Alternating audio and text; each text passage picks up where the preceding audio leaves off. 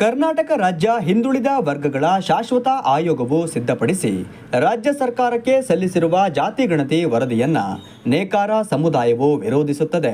ರಾಜ್ಯದಲ್ಲಿರುವ ನೇಕಾರ ಸಮುದಾಯಗಳ ಜನಸಂಖ್ಯೆಯನ್ನ ದಾಖಲಿಸುವಲ್ಲಿ ಆಯೋಗವು ಕೈಗೊಂಡಿರುವ ಕ್ರಮವು ಅವೈಜ್ಞಾನಿಕವಾಗಿದೆ, ಸಮುದಾಯಕ್ಕೆ ದೊಡ್ಡ ಆಘಾತವನ್ನ ತಂದೊಡ್ಡಿದೆ ಎಂದು ಕರ್ನಾಟಕ ರಾಜ್ಯ ನೇಕಾರ ಸಮುದಾಯಗಳ ಒಕ್ಕೂಟದ ಅಧ್ಯಕ್ಷರಾದ BS ಸೋಮಶೇಖರ್ ಅವರು ಚಿಕ್ಕಮಗಳೂರಿನಲ್ಲಿ ಮಾಧ್ಯಮ ಹೇಳಿಕೆ ನೀಡಿದ್ದಾರೆ.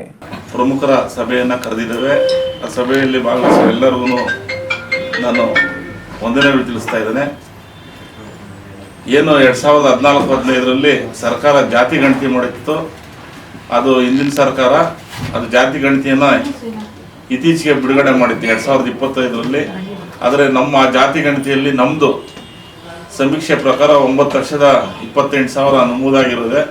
ಆದರೆ ನಮ್ಮದು ನೇಕಾರ ಸಮುದಾಯ ಇಡೀ ರಾಜ್ಯದಲ್ಲಿ 31 ಜಿಲ್ಲೆಯಲ್ಲೂ ವಾಸ ಇದ್ದಾರೆ.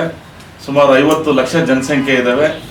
ಅದರಿಂದ ನಾವು ನಿಖರವಾಗಿ ನಮ್ಮ ಜನಸಂಖ್ಯೆ ತಿಳಿಬೇಕಂದ್ರೆ ನಾವೆಲ್ಲ ಮಠಾಧೀಶರೆಲ್ಲ ಸೇರಿ, ನೇಕಾರ ಮಠಾಧೀಶರು, ನೇಕಾರ ಸಮುದಾಯಗಳ ರಾಜ್ಯಾಧ್ಯಕ್ಷರು ಸೇರಿ ಒಮ್ಮತವಾಗಿ ನಿರ್ಧಾರ ತಗೊಂಡು ನಾವೊಂದು ವೆಬ್ಸೈಟನ್ನು ಬಿಡುಗಡೆ ಮಾಡಿ ಒಂದು ಪ್ರತ್ಯೇಕವಾಗಿ ನಾವು ಜಾತಿ ಗಣತಿಯನ್ನು ಸಮೀಕ್ಷೆ ಮಾಡಬೇಕು ಅಂತೇಳಿ ತೀರ್ಮಾನ ಮಾಡಿದ್ದೇವೆ. ಅದರಂತೆ ಇಡೀ ರಾಜ್ಯದಲ್ಲಿ 31 ಜಿಲ್ಲೆಯಲ್ಲೂ ಪ್ರವಾಸ ಮಾಡಿದ್ದೇವೆ. ಯಶಸ್ವಿಯಾಗಿ ನಡೀತಾ ಇದೆ.